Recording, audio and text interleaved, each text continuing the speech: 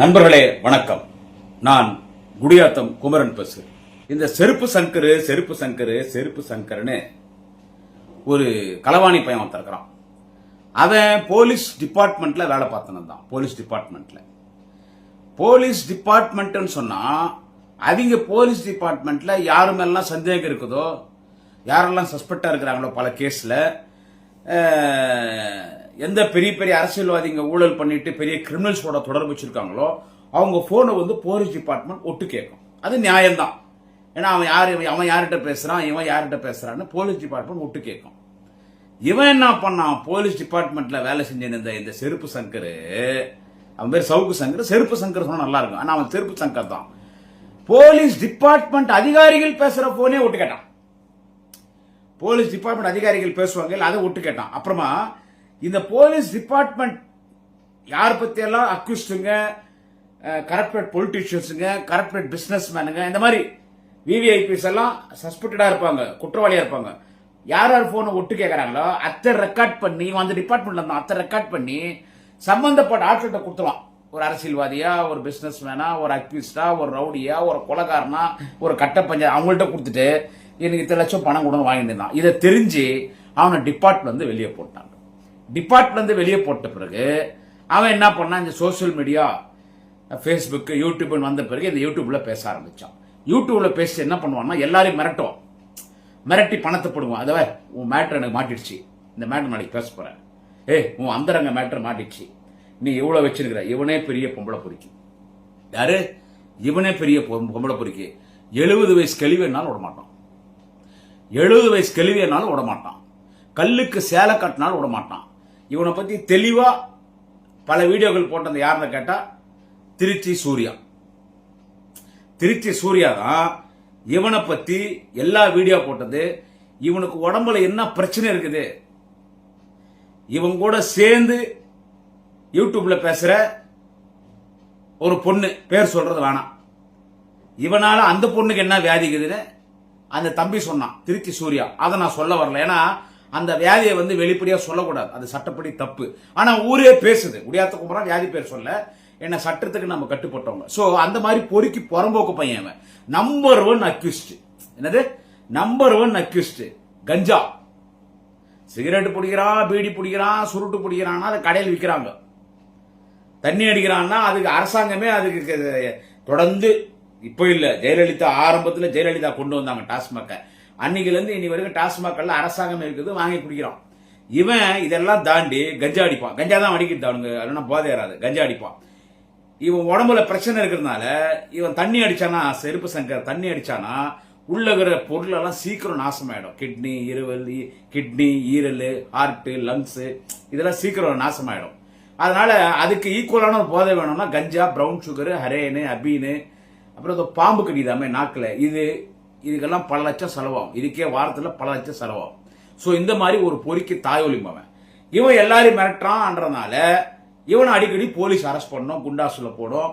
ஒரு முறை என்ன பண்ணான் தெரியுமா, நம்ம பெண்கள் இருக்காங்கல்ல போலீஸ், பெண் போலீஸ், அவங்கள பத்தி ரொம்ப தப்பா பேசினான். நீங்க குடியாத்த குமரன் உங்க முன்னால உயிரோடு உட்காந்து பேசிட்டு இருக்கான்னா இதுக்கு காரணம் ஒரு பெண் போலீஸ்.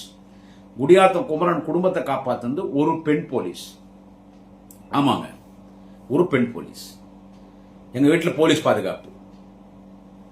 இந்த குடியாத்தில் இந்த பாமக கட்சிக்கார் அட்டாக் பண்ணிட்ட போது ஒரு 10 பாமக காரங்க ஃபுல்லா குடிச்சிட்டு, பாமக காரனாலே எப்படி என்ன சொல்றது, அவன் தலைவனே ஒரு பெரிய குடிகாரன் அன்புமணி, இவனுக்கு எப்படி இருப்பானுங்க அந்த அன்புமணி ஆட்கள் ஃபுல்லா குடிச்சிட்டு வீட்டாண்டு ஒரு 9 பேர் ஓட்டானுங்க. என்ன பார்த்த உடனே ஒருத்த மட்டும் உள்ள வந்துட்டான். அவன் போதையில வந்துட்டான். மறுநாள் அவங்க பொண்டாட்டி எங்க வீட்டுல என் காலில் வந்தாங்க. ஒருத்தன் போதையில வந்துட்டு எல்லாரும் வீட்டில் புடிச்சு தள்ளிட்டான். அப்புறமா அந்த பெண் போலீஸ், சும்மா சொல்றாது, பெண் சிங்கம் சொல்லுவாங்க, அந்த பெண் போலீஸ் செம்ம அடி அடிச்சு அவனை படுக்க வச்சு இன்ஸ்பெக்டர் டிஎஸ்பி வச்சு அவன் சட்டை குச்சி அந்த இன்ஸ்பெக்டர் டிஎஸ்பி கிட்ட ஒப்படைச்சாங்க அந்த பெண் போலீஸ். நான் சினிமால தான் பார்த்தேன் பெண் போலீஸ் அடிக்கிறது, நேரா பார்த்தேன்.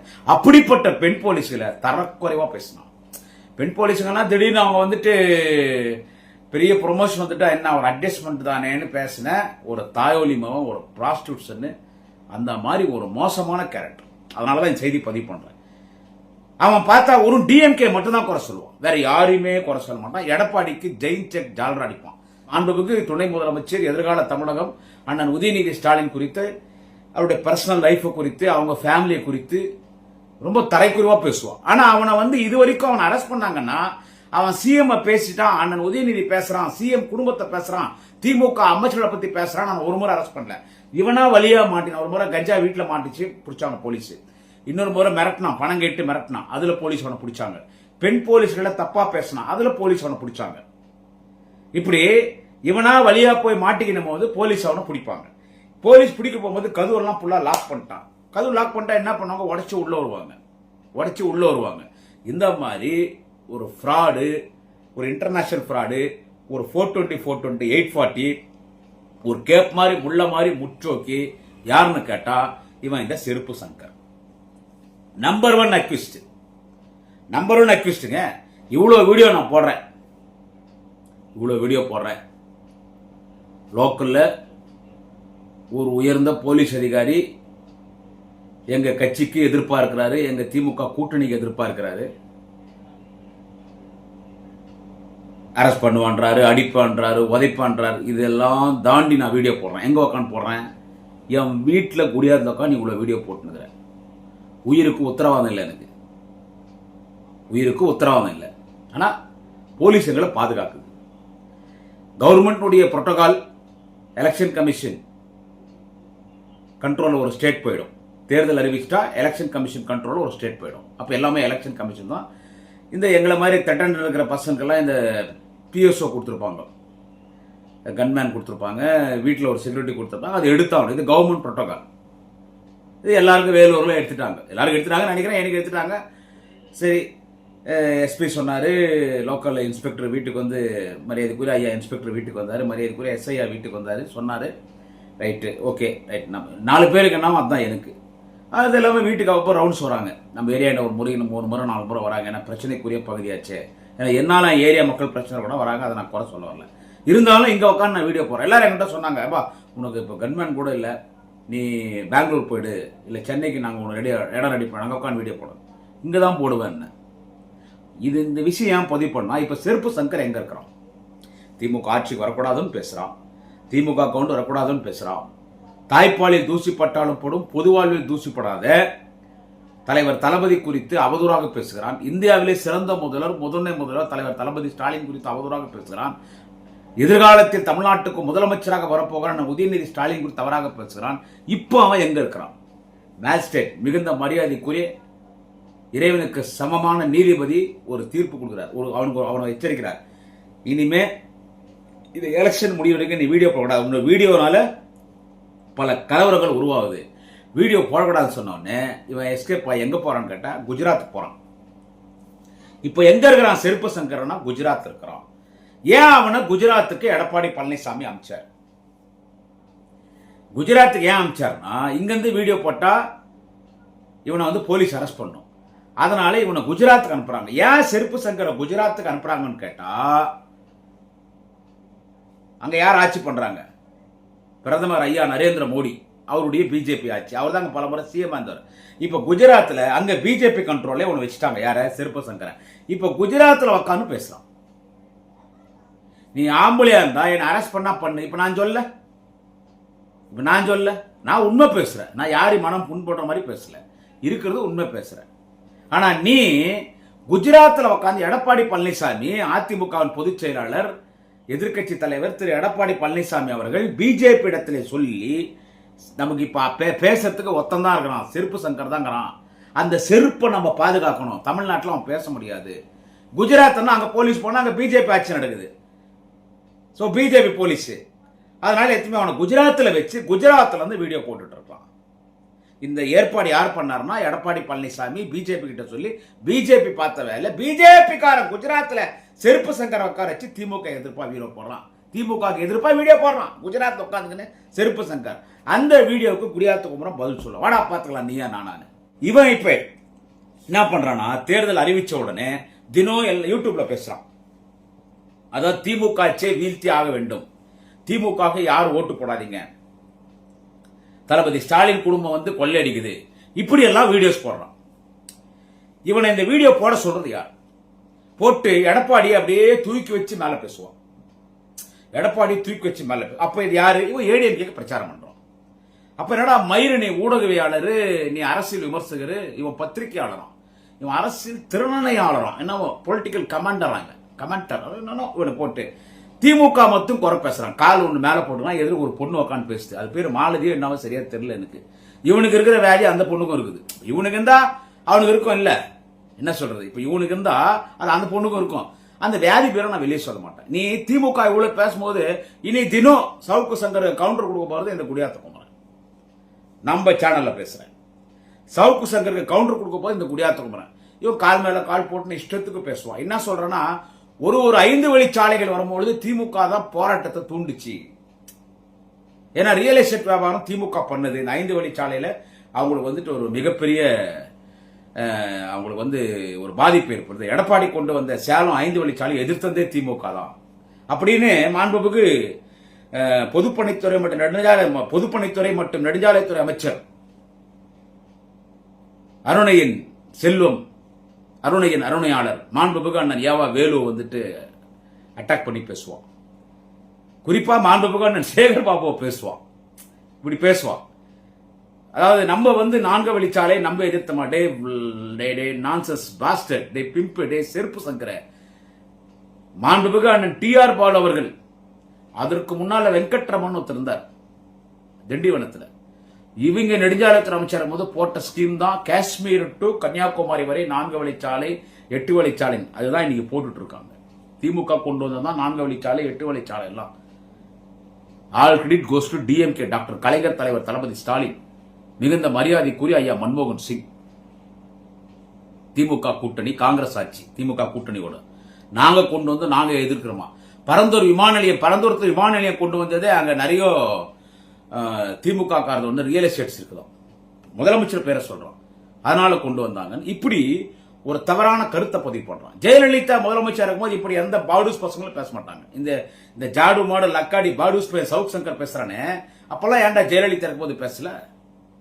பாலு ஜுவலர்ஸ் தெரியுமா? செத்தே போட்டான். தான் யாரால செத்தான்? சசிகலா மிரட்டினதுனால செத்தான். கங்கையம்மனுடைய சொத்தை யார் புடுங்கினாங்க? சசிகலாவை தான் புடுங்கினாங்க, அவங்க பங்களாவை. இப்படி நான் சொல்லிட்டா யார ப்ராப்பர்ட்டி அவங்க புடுங்கினாங்கன்னு சொல்லிட்டு, அப்பெல்லாம் நீங்க எங்கடா போயிருந்தீங்க? அப்பெல்லாம் எங்க போயிருந்தீங்க? ஆனா இன்னைக்கு திமுக யாரையும் பழி வாங்காது என்றதுனால இன்னைக்கு இவன்லாம் இப்படி பேசுறான். தவறான கருத்தா பதிவு பண்றான். என்னன்னா, சொல்லிடுறேன் உங்களுக்கு, எடப்பாடி பழனிசாமி தான் இவனுக்கு ரூம் போட்டு கொடுத்துருக்குது. பெரிய ஸ்டார் ஹோட்டல்ல இவனுக்கு ரூம் போட்டு கொடுத்துருக்கிறது எடப்பாடி பழனிசாமி. அது ஒரு நாளைக்கு ரூம் அந்த வாடகையே 40,000 இருந்து 50,000 ரூபாய். பெரிய சூட்லயே பிரின்ஸ் சூட்டுன்னு சொல்லுவாங்க. ஒரு வீடு மாதிரி இருக்கும் உள்ள.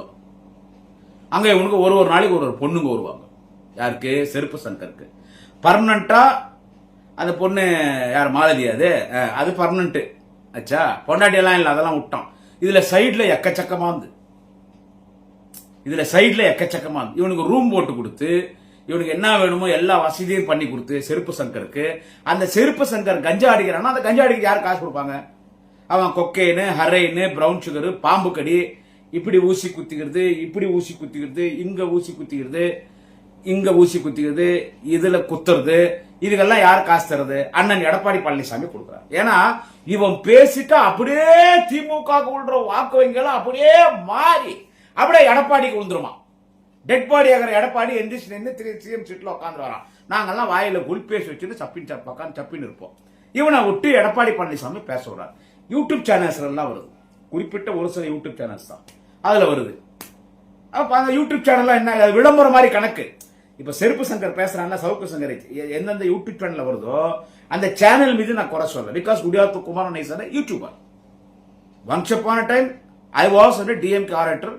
I was speaking in DMK stages, DMK conference, in DMK hall meeting, in DMK functions. But now I am from past 5 years Gudiyatham Kumaran is a DMK YouTuber.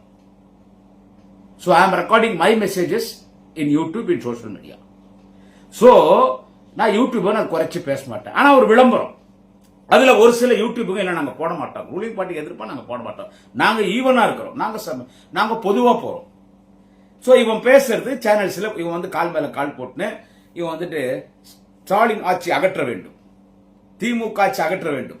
இனி தொடர்ந்து உங்களோடு உங்களின் சவுக்கு சங்கர் பேசுவேன். பார்த்தா நீ என்னடா எங்களின் சவுக்கு சங்கர, உனக்கு நீ என்ன எங்களின் சவுக்கு சங்கர மயிர் பேசுவேன். இனி திமுக ஆட்சி நடப்பதெல்லாம் நான் வெட்ட வெளிச்சமாக வெளியே எடுத்து சொல்லுவேன் அப்படின்னு சொல்லி தினம் உக்கான்னு ஒரு சப்ஜெக்ட். ரியல் எஸ்டேட் பண்றாங்க தளபதி என்றது, இந்த அமைச்சர் இந்த ஊழல் பண்ணாங்கன்றது மிரட்டுவான். அந்த அமைச்சர்கிட்ட மிரட்டுவான். ஒரு சிலர் நான் உண்மை பேச முடியாது, ஒரு சிலதெல்லாம் நான் உண்மை பேச முடியாது. அச்சா வேறுக்குள்ளே புழுகுது. ஒரு சிலர் நான் உண்மை பேச முடியாது. எல்லாரையும் மிரட்டுறது. இந்த ஐஏஎஸ் அதிகாரி இப்படி என்றது, இந்த ஐபிஎஸ் அதிகாரி இப்படி என்றது. ஆனா எந்த ஐஏஎஸ் அதிகாரி எந்த ஐபிஎஸ் அதிகாரி வருண் அதிகாரி மீது அவன் எவ்வளவு சொன்னான்? ஐபிஎஸ் ஒரு நேர்மையான ஆபீசர், அவங்க மேல எவ்வளவு குறை சொன்னான்? எத்தனை அதிகாரிகள் மீது குறை சொல்லிக்கிறான்? எத்தனை ஐஏஎஸ் ஆபீசர் மீது குறை சொல்லிக்கிறான்? அவங்க நடவடிக்கை எடுத்தீங்களா? ஆனா நாங்க ஆளுங்கட்சி பேச்சாளர், நாங்க ஆளுங்கட்சி, நான் ஆளுங்கட்சிக்காக தானே பேசுறேன். கமெண்ட்ல சொல்லுங்க. எப்பயாவது தலைமை திமுக எதிர்ப்பா நான் பேசியிருக்கிறேன் சொல்லுங்க. இரண்டாவது முறை திராவிட முன்னேற்ற கழகத்திலிருந்து சஸ்பெண்ட் செய்யப்பட்டிருக்கிறேன். அது எல்லாருக்கும் தெரியாது, என் குடும்ப பிரச்சனை. ஆனா என்னைக்கா திமுக என் தலைவர் தளபதி ஆட்சி, நாளைய தமிழக மன்னர் உதயநிதி ஸ்டாலின் என் ஆட்சி பத்தி தான் பேசிட்டு இருக்கேன். ஏன்னா 2026 மீண்டும் தலைவர் தளபதி தான் முதலமைச்சர். 200 தொகுதிக்கு மேற்பட்ட தொகுதியிலே வெற்றி பெற்று தலைவர் தளபதி தான் முதலமைச்சராக வரப்போகிறார். அதற்காக நான் திமுக ஆதரவாக பேசவில்லை. சுட்டு போட்டாலும் நாங்க திமுக, சுட்டு போட்டாலும் நாங்க திமுக, நாங்க திமுக தான் நாங்க பேசுறோம். ஆனா எங்க மீது வழக்கு. இதுக்குதான் இவ்வளவு சுத்தி வர.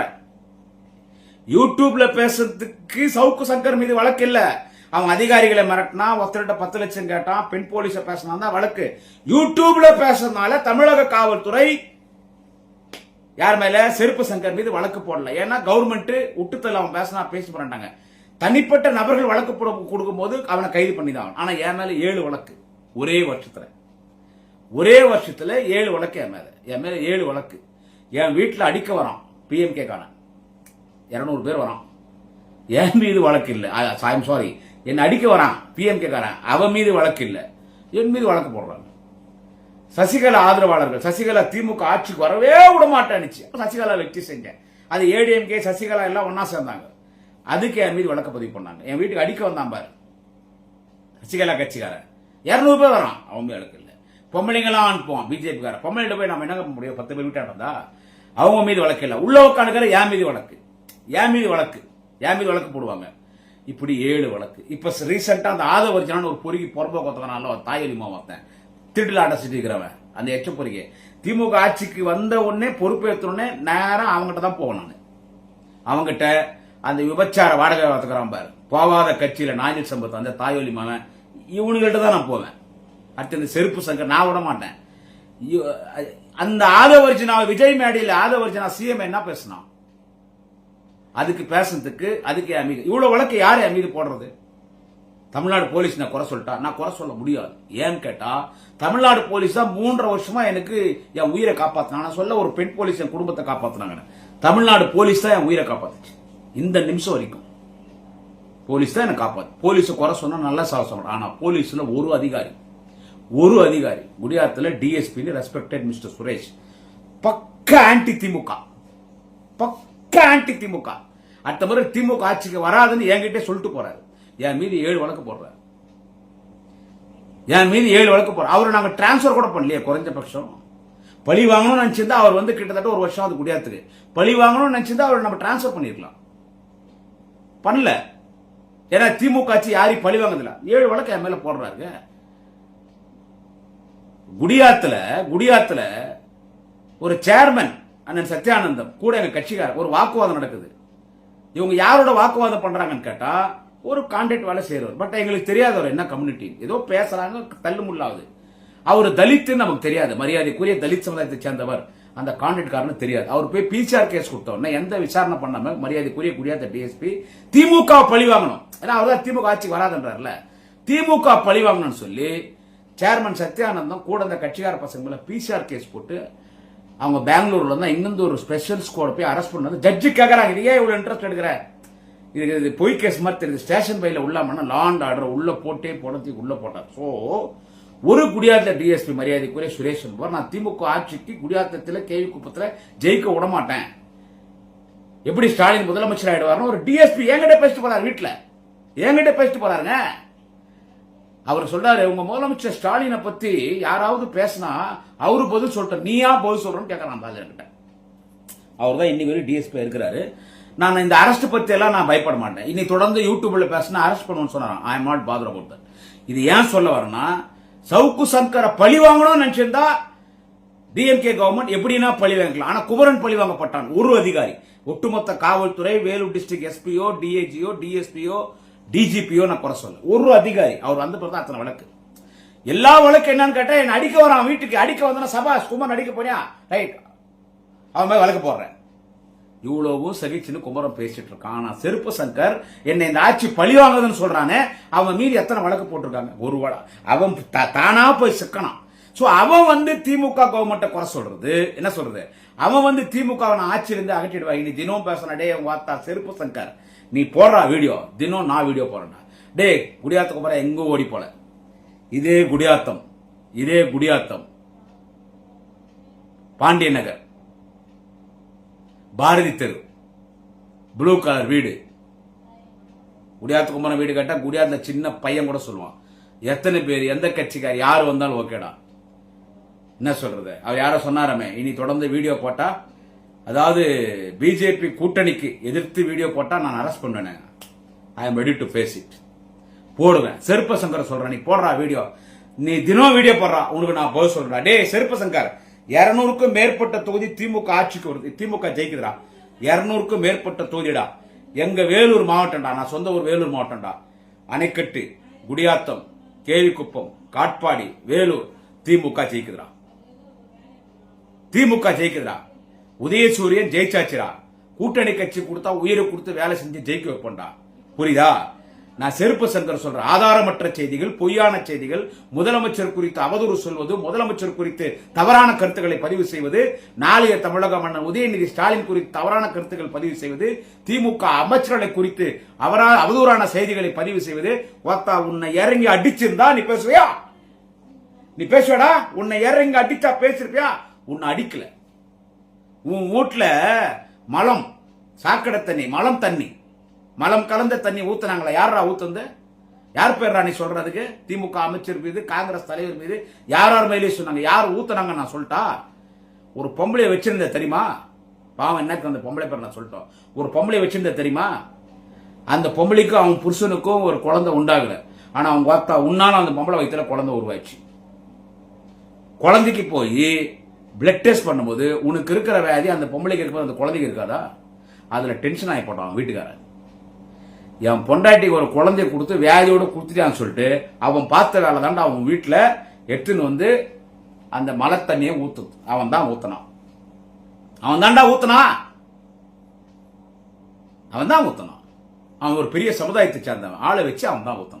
அது வேற மாதிரி அரசியல் பண்ணி திருப்பி எங்க மேல போட்டேன். அதனால செருப்பு சங்கர சொல்றேன், நீ பேசுறதெல்லாம் போய் அதிமுக பிரச்சாரம் பண்றான். இப்போ டைரக்டா வாடா, அவங்க வார்த்தான அதிமுக வாடா செருப்பு சங்கர. இப்ப நான் வரல திமுகன்னு. இனி எத்தனை முறை சேர்க்கப்பட்டு எத்தனை முறை நீக்கப்பட்டாலும் குடியாத்த குமரன் திமுக. உயிர் உள்ளவரை தலைவர் தளபதி ஸ்டாலின், அண்ணன் உதயநிதி ஸ்டாலின் 2026 மீண்டும் 2வது முறை முதலமைச்சராக பொறுப்பேற்க போற தலைவர் தளபதி ஸ்டாலின் முரட்டு தொண்டன், நாளைய தமிழகம் எதிர்கால முதல்வர் அண்ணன் உதயநிதி ஸ்டாலின் முரட்டு தொண்டன், தலைவர் கலைஞரின் பக்தன், முரட்டு பக்தன்.